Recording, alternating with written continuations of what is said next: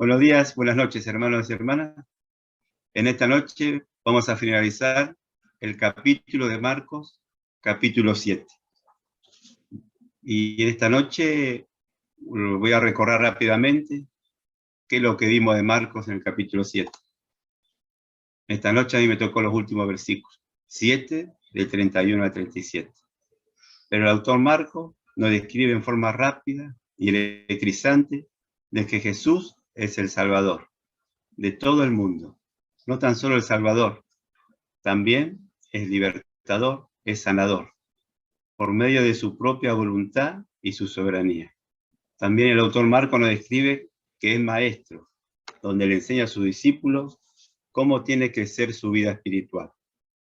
El autor Marcos, acuérdense que nos describe que siempre los fariseos y los escribas se oponían a sus enseñanzas. Este grupo vivían religiosamente, aplicando tradiciones y mandamientos de hombres, siempre acusando a nuestro Señor Jesucristo. Y acuérdense que lo que pasó, el Señor Jesucristo salió al cruce, diciéndole: bien profetizó Isaías, como está escrito: este pueblo con los labios me honra, pero su corazón está muy, pero muy lejos de mí.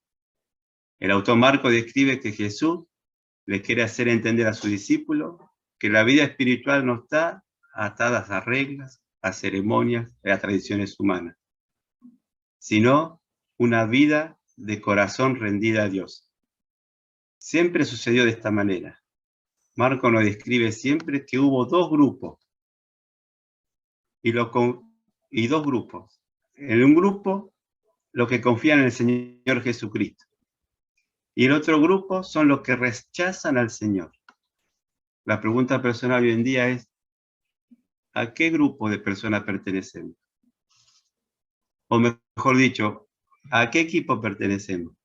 ¿Pertenecemos al equipo donde confiamos plenamente en el Señor Jesucristo, a pesar de los problemas, de las circunstancias, las enfermedades que estamos pasando? ¿Cuál es nuestra relación con Él? Después tenemos el otro equipo, que siempre rechazan la palabra de Dios, desobedecen los mandamientos del Señor, acusan siempre viven protestando en su vida por todo lo que le pasa. ¿Cuál es tu relación con el Señor Jesucristo? También Marcos nos describe y nos hace acordar claramente que Jesucristo le enseñó a sus discípulos que todo lo que entra de afuera al hombre no lo puede contaminar, porque no entra en su corazón, sino en el estómago. Y esto lo declara limpio de alimento. También decía que lo que sale del hombre, eso es lo que contamina al hombre, porque dentro de nuestros corazones siempre salen los malos deseos, los malos pensamientos, las fornicaciones, los robos, los homicidios, los adulterios, las avaricias, maldad, engaños, insensatez. Todas estas maldades y mucho más, lo que tenemos en nuestro corazón. Esas maldades salen y contaminan al hombre. Y tenemos que aceptar, hermano, que somos así. Tenemos que aceptar que nuestro corazón es engañoso. Si no aceptamos que somos pecadores, que somos malvados, es difícil aceptar a Jesucristo y que el Señor obre en nosotros. Es difícil que Él vaya a transformar nuestros corazones. También el Señor Jesucristo nos hace recordar rápidamente, Marcos, que salió de su propia tierra. Se fue a una tierra extranjera, en donde encontró a una mujer griega y sirofenicia.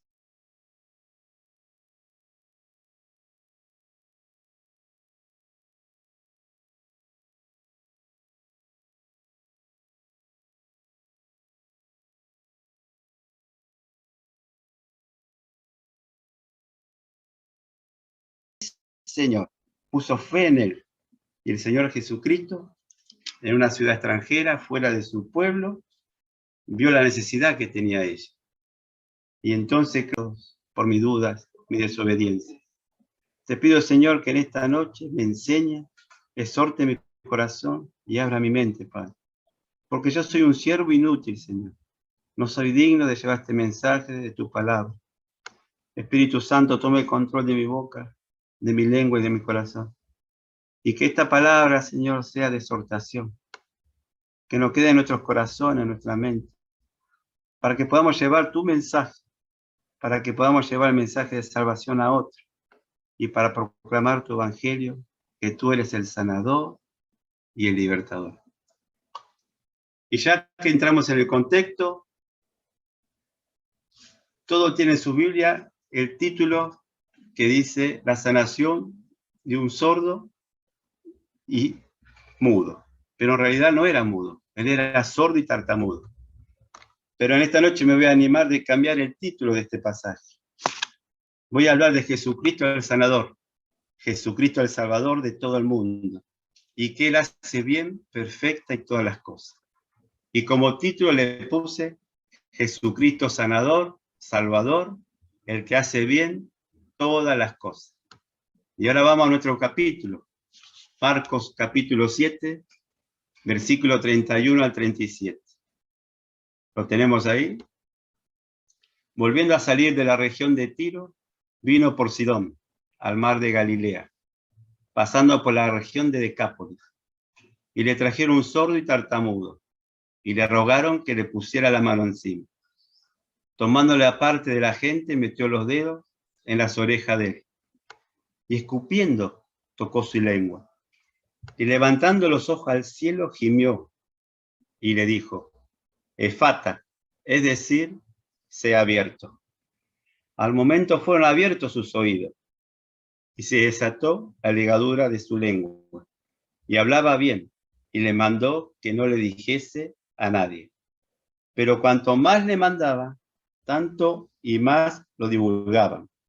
Y en gran manera se maravillaban diciendo, bien lo ha hecho todo. Hace a los sordos oír y a los mudos hablar.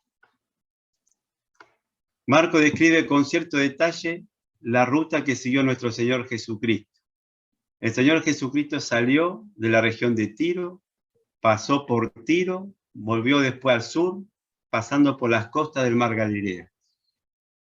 Siempre y a través de siempre en nuestra Biblia vamos a encontrar un conjunto de mapas en donde nos muestra el recorrido que hizo el Señor Jesucristo.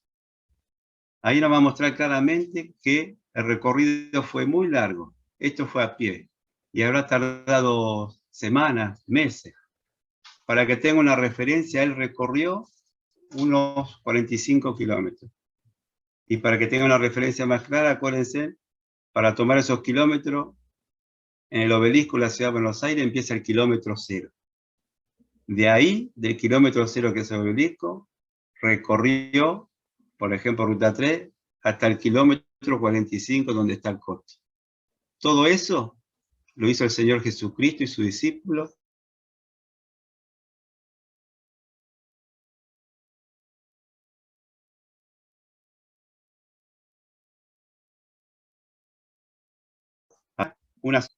Era un distrito que tenía 10 ciudades griegas, y acá notamos que el autor describe por dónde fue, que Jesús otra vez estaba en territorio extranjero. Él estaba en territorio gentil. Marco no describe a dónde iba el Señor Jesucristo y su discípulo. Esto nos hace pensar que no buscaba un lugar concreto a donde ir. Capaz que su propósito era tener un largo periodo de comunión con sus discípulos, en donde el Señor Jesucristo estaba enseñando acerca de su persona y su misión, antes de que el Señor Jesucristo sea llevado a la cruz del Calvario. Y si este era el propósito del viaje, finalmente dio fruto. Y lo afirmamos con la Escritura en Marcos, capítulo 8, versículos 27 a 29. Marcos 8, 27 al 29. Donde Jesús le pregunta a su discípulo, después de que Jesús hizo otro milagro, sanó un ciego. Entonces Jesús le pregunta a su discípulo, ¿quién dice los hombres que soy yo? Ellos respondieron, unos Juan el Bautista, otro Elías y otros algunos de los profetas. Entonces le dijo, ¿y vosotros? ¿Quién dice que soy? Respondiendo Pedro le dijo, tú eres el Cristo. Jesús le dice que no le digan a nadie. Otra vez el Señor se esfuerza a decir, después de un milagro, y hasta su propio discípulo, que no le digan a nadie. Quizás en ese tiempo no era el momento, pero hoy en día, en contraste a aquellos días, y en contraste a esa época, Él nos manda a hablar de su persona. Él nos dice en Mateo, id y hacer discípulos, bautizar en el nombre del Padre, del Hijo y del Espíritu Santo. Proclamemos que Jesucristo es el Salvador. Él es el sanador. Él es el único intercesor entre Dios y los hombres. Él es el Dios fuerte, Padre eterno, príncipe de paz. Él es el Cordero inmolado que quita el pecado del mundo. Y tenemos que llevar ese mensaje, hermano, porque Él lo demanda así. Es decir, como empezó Marcos, tenemos que proclamar que el tiempo se ha cumplido, el reino de los cielos se ha acercado, arrepiéntanse y creen el Evangelio. Él demanda hoy en día que nosotros llevemos ese mensaje. Y le trajeron un sordo y tartamudo, como los capítulos anteriores. Otra vez los amigos o familiares del sordo y tartamudo son quienes llevaron hasta la presencia del Señor Jesucristo. Acá en este pasaje nos muestra un ejemplo perfecto cómo debemos actuar con el prójimo, cómo debemos ser con los demás. Si nosotros realmente recibimos a Jesucristo en nuestro corazón, nosotros tenemos que tener un gran interés, una gran preocupación por nuestros amigos, por nuestros familiares, por el prójimo, por el vecino, por nuestros semejantes. Tenemos que ver la necesidad de la gente que están sumergidos en la carga del pecado de este mundo. Tenemos que llevarlo a Jesucristo. Tenemos que mostrarle la salida, mostrarle lo que Jesucristo hizo en la cruz del Calvario. Eso tenemos que hacer como buen cristiano. Ver la necesidad del prójimo. Ver la necesidad de tu familiar, de tu vecino, del hermano. Tenemos que verlo eso. Y volviendo al texto, el autor Marcos nos describe que el enfermo que trajeron era sordo y tartamudo. Este era el caso de este hombre que tenía un habla defectuosa. Poniéndonos en el lugar de él, imaginemos la dificultad que él tenía para comunicarse con otros, a no poder escuchar la desesperación que produce su estado. Ellos sienten frustración, desconfianza, hasta lleva a apartarse de los demás. Hermanos, nosotros tenemos que estar atentos a los hermanos de la iglesia. Tenemos que tener interés, amor por el prójimo. Tenemos que ponernos a veces en el lugar del otro. No juzgar a veces rápidamente, porque todos nosotros tenemos dificultades, todos nosotros tenemos problemas. Hay que ver cómo el hermano está ese día. Puede haber que el hermano tenga necesidad de algo. Nosotros los podemos ayudar. Y si no vemos un hermano que a veces nos viene 2 domingos, 3, le podemos mandar un mensajito. Le podemos decir, hermano, no te vi, Dios te bendiga y te fortalezca. Y ahí el Espíritu Santo va a quebrantar el corazón del hermano, el corazón de nosotros, y vamos a poder ayudarlo. Siempre tenemos que poner en el lugar del otro y ver qué es lo que necesita. Entonces le rogaron que le pusieran la mano encima. Los amigos del sordo y tartamudo estaban convencidos de que Jesús podía sanar. En querer que rápidamente pusieron su fuerza. Hasta se atrevieron a decir al Señor Jesucristo cómo debía hacerlo. Tal vez ellos escucharon que Jesús había realizado alguna sanidad poniendo la mano encima de personas y creyeron que esta era la manera en que debía hacerlo con su amigo. Hermanos y hermanas, es una equivocación limitar al Señor Jesucristo de la forma que tiene que obrar con las personas.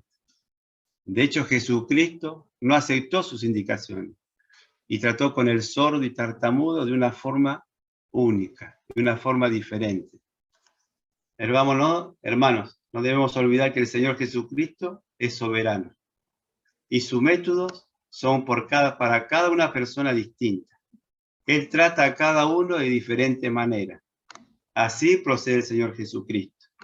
Trata a cada uno de forma diferente, siempre de una manera muy personal. Acuérdense cómo trató con Amán el sirio. Lo vemos en Reyes. No lo busquen porque la conocen toda la historia. Él le mandó a decir que el sirio se tirara 7 veces al río, en esa agua sucia. También me vas a acordar a la mujer griega sirofenicia, en los versículos anteriores. Ella misma, el Señor Jesucristo, le contestó en forma áspera, en forma dura. Le dijo el Señor Jesucristo a esta mujer, deja primero que se sacían los hijos, porque no está bien tomar el pan de los hijos y echarlo a los perrillos. Y ella, al recibir esta contestación, así todo, vio su necesidad, se postró delante de él y dijo, sí, Señor. ¿Qué haríamos nosotros si alguien nos contesta así? Si alguien nos contesta así, nosotros daríamos la vuelta. Nos sentiríamos ofendidos. Pero ella reconoció y le dijo, sí, Señor, pero aún los perrillos debajo de la mesa comen de las migajas de los hijos. Ella vio su necesidad, se postró delante de él. Una mujer extranjera, gentil, vio que Jesucristo era el único que la podría ayudar. Y el Señor, ¿qué hizo? Respondió a su necesidad. Libró a su hija de un demonio. Los métodos que el Señor utiliza a pesar de lo que Él hace, no lo vamos a entender y comprender. Siempre es lo mejor, siempre es perfecto, porque Él lo hace todo bien. Él lo hace perfecto. Y tomando la parte de la gente, metió los dedos en las orejas de él. Y escupiendo tocó su lengua. El Señor Jesucristo también conocía muy bien la necesidad física de este hombre, como también las emociones. Jesucristo sabía que este hombre se sentía muy incómodo, siendo el centro de atención de mucha gente. Tenemos que imitar eso del Señor. Él se puso en el lugar de este enfermo. Nosotros tenemos que hacer lo mismo, ponernos en el lugar de él para entender y comprender lo que siente. Él lo separó y lo separó del grupo suficiente para tratar el problema tranquilamente. Así el Señor Jesucristo evitó que este hombre se sintiera humillado y avergonzado. Jesucristo, al separarlo, estaba tratando con su sanidad y salvación. Era un asunto muy íntimo y personal. Y el Señor Jesucristo lo sana. Y la forma que el Señor sana a este hombre es muy extraña. El Señor Jesucristo cumplió la necesidad de este hombre. Y este hombre fue sanado milagrosamente. Acá, hermanos y hermanos, vamos a hacer un pequeño paréntesis. Porque no lo quiero dejar pasar por alto. Es un problema muy delicado. Este milagro que hizo el Señor Jesucristo fue en ese tiempo y en ese momento. Este milagro de sanidad que hacía el Señor en esa época era para cumplir lo que el profeta Isaías, lo que el profeta proclamaba en Isaías 35, 4, 5. No lo busquen porque yo lo voy a leer. Anótenlo. Isaías 35, versículo 4, 5. Y la palabra lo confirma así. Decid a lo de corazón apacado, esforzaos, no temáis. He aquí que vuestro Dios viene con retribución, con pago, Dios mismo vendrá y os salvará. Y en el versículo 5 dice, entonces los ojos de los ciegos serán abiertos y los oídos de los sordos se abrirán. Eran para cumplir una promesa estos milagros. Era la credencial de Cristo. Era el... Hermanos, hoy en día tenemos sanidad, sí, pero no esos milagros que había antes en esa época. ¿Hay sanidad por medio de Jesucristo? Sí, es por medio de su soberanía y su voluntad. ¿Tenemos que orar en todo tiempo por sanidad? Sí. Nuestra fe en Cristo, no en un hombre, porque por su propia voluntad y soberanía, Él sana. Jesucristo es el único sanador y tenemos que diferenciar bien, hermano. Aunque sea un tema muy delicado, yo le quiero exhortar en esta parte. Porque hay hombres que se hacen llamar pastores milagreros. Hay hombres que juegan con el Espíritu Santo. Yo no la acuso, no lo quiero denunciar con euforia, pero a mí me da mucha pena porque usan el nombre del Espíritu Santo, juegan con el Espíritu Santo, usando la necesidad de la gente, usando la desesperación de la gente que tiene hijos enfermos, familiares enfermos, gente que tiene enfermedades terminales. Y ellos juegan con el Espíritu Santo del Señor. Inventa la unción de la harina, inventa la unción del aceite. Hasta hay un pastor conocido que le saca el saco. Ya todos lo conocen. Es un tema muy delicado. Lo hace tipo forma de helicóptero y dice que son sanados.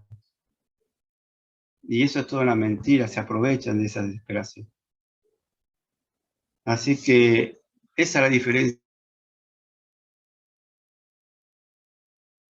¿Jesucristo hoy en día sana? Sí, pero por su propia voluntad y su soberanía. No hay ningún hombre que haga milagros de la época, por más que pongan carteles, armen campañas. Eso es aprovecharse de la gente. Son estafadores y calumniadores. Es más, hace una semana atrás, desde el martes de la otra semana, con mi señora pasó un momento delicado con mi hijo. Y gracias a Dios estuvimos en las manos del Señor y las oraciones de los hermanos.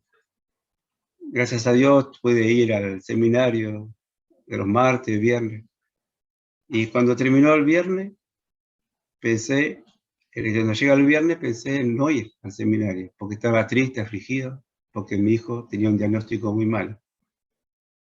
Entonces dije, la palabra del Señor, el Espíritu Santo me trabajó, me dice, primero están las cosas del Señor, y yo voy a hacer todas las cosas. Entonces descansé en él.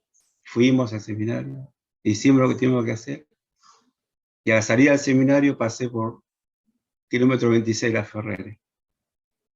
Justo en ese momento él se empezó a doler, a agarrar fiebre, y vi una campaña 19 al 21 de... Y hice la mague de frenar. Hice la mague de frenar. ¿Para qué voy a mentir, hermano? Porque estaba angustiado y triste. Hice la mague, pero el Espíritu Santo, por eso es importante estar en comunión con los hermanos, tener la palabra. Me trabajó en mi mente y me dijo, son mentiras, calumniadores, engañadores. No hay ninguno que pueda hacer un milagro de esa época.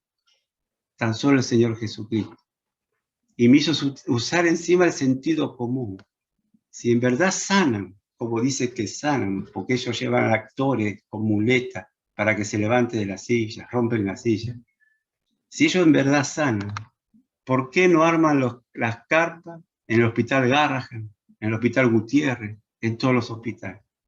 Porque ahí están los verdaderos niños que están enfermos de verdad. Hay que verlo, cómo esos niños están enfermos, cosa terminal. Y nadie, ningún hombre, es capaz de armar esas campañas en esas puertas de los hospitales. Porque son engañadores, calumniadores. Juegan con la desesperación de esa gente. Bueno, así soy, hermano.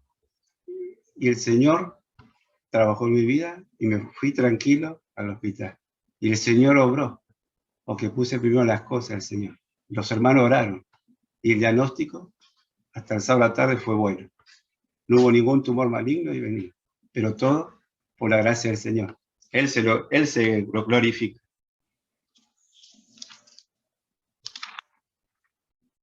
Y volviendo a texto, Pablo nos describe que en este versículo, levantando los ojos al cielo, gimió y dijo, Efata, es decir, sé abierto.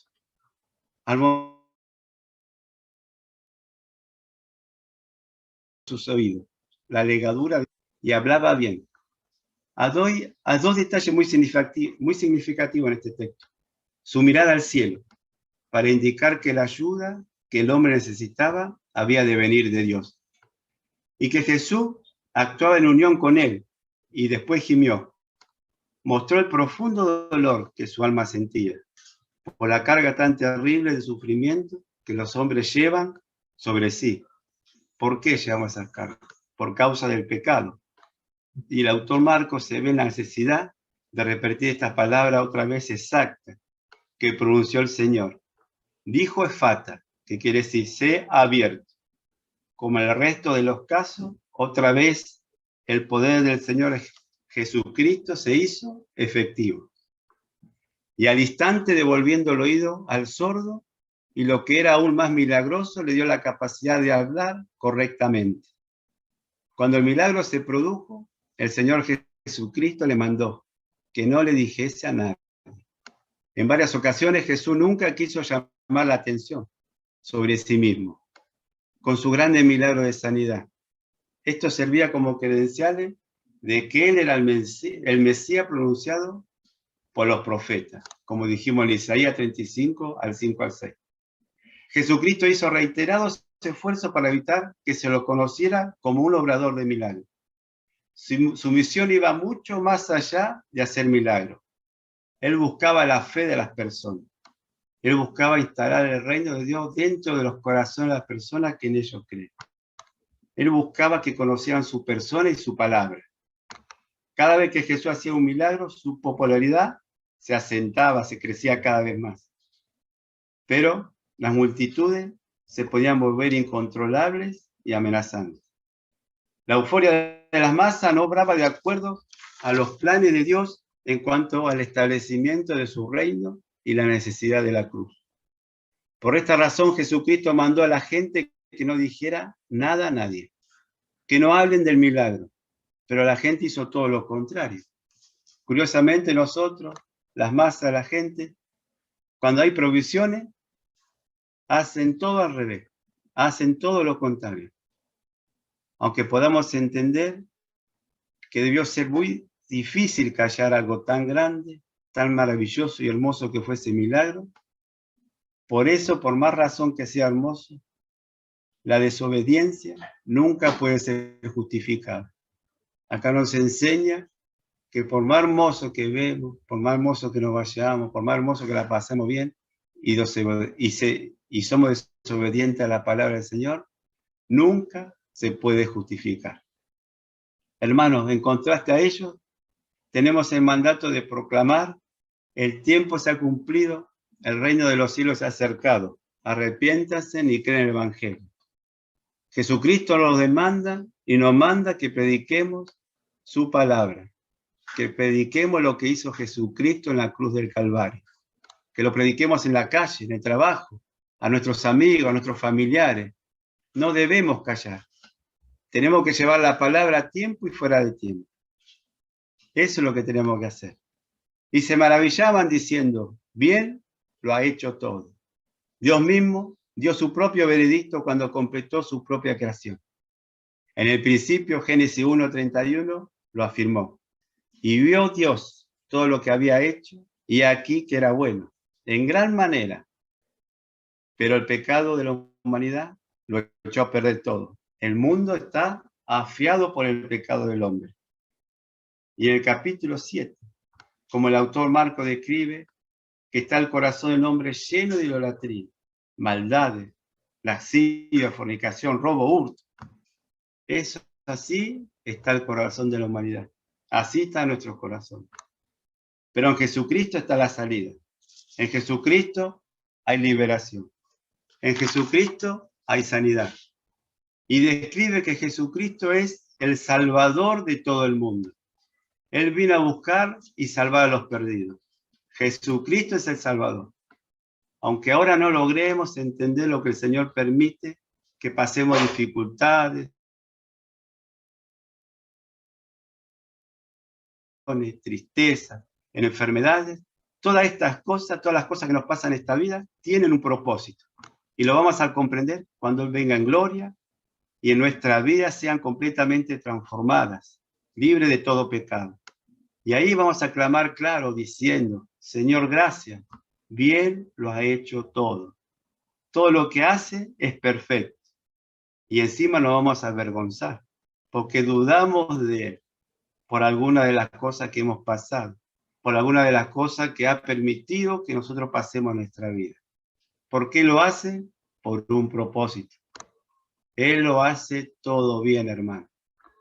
Y hermano, si hoy en esta noche tienes dudas de Él, por las circunstancias que estás pasando, si tu alma está abatida, si el peso del pecado los puede cargar, y si estás pasando por enfermedades, aflicciones, y no entiendes y no comprendes por qué te pasa esto, Jesucristo hace bien todas las cosas.